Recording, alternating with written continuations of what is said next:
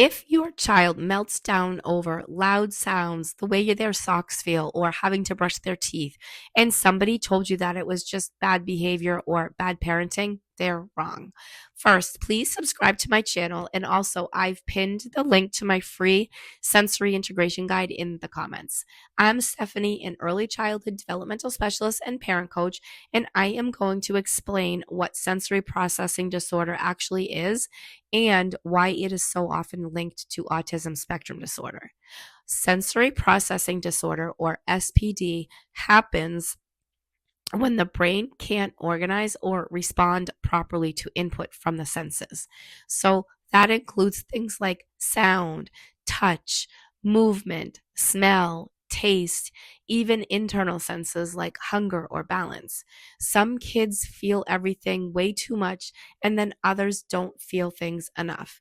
Either way, their nervous system gets completely flooded, and the way they react is typically misunderstood. Let's talk real examples. So, tags in clothing might feel like sandpaper. Toothbrushing can trigger a full on meltdown. Background noise, like the sound of a fan or a toilet flushing, might feel physically painful.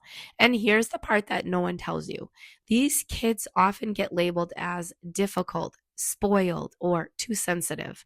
That label causes way more damage than the sensory issue itself. So, how is this connected to autism? About 80 to 90% of autistic kids have some form of sensory processing differences. Why?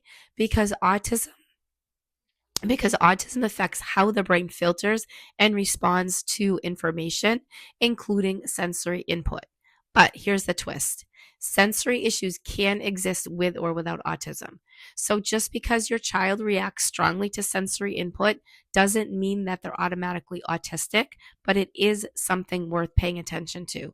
And if they are autistic, it's not the autism that's the problem. It's the misunderstanding.